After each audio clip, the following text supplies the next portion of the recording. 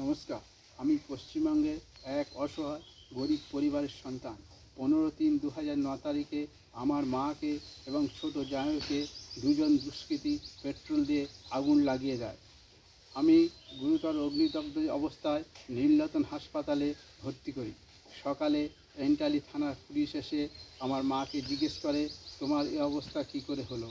আমার মা দুজন দুষ্কৃতীর নাম বলে, পুরনো রাগে মেরে ফেলার জন্য আগুন লাগিয়ে দেয়। পুলিশ সাদা কাগজে লিখে নেয় এবং আমার মায়ের টিপসাম নেয়। আমি ওখানে ছিলাম।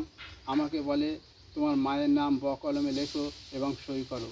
বকলমে আমি আমার মায়ের নাম লিখি এবং সই করি। সেই জবানবন্দি কাগজ জয়নগর থানার পুলিশ প্রমাণ লোপাট করে। 18/3/2009 তারিখে আমার মা মারা যায় এবং 19/3/2009 তারিখে আমার ছোট জামাইবাবু মারা যায়।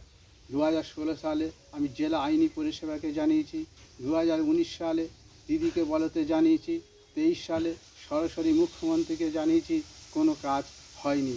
পিপি আমাকে সহযোগিতা করছে না। পিপিকে বলছি, স্যার আপনি কেসটা ভালো করে দেখুন। পিপি বলছে, আমি যে কেসটা ভালো করে দেখব তাতে আমার লাভ কী হবে? তুই ধার দেনা করে বড় জোর 10-20 হাজার টাকা দিবি, তাতে কি আমার বাড়ি গাড়ি হবে? আমি বলি না।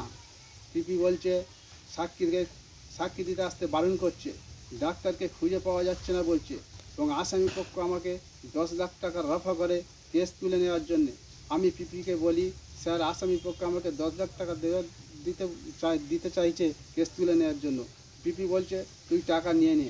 আমি বললাম, না, যে মা 10 মাস 10 দিন গর্ভে ধরে পৃথিবীর আলোর মুখ দেখেছে, আমি টাকার কাছে বিক্রি হব না।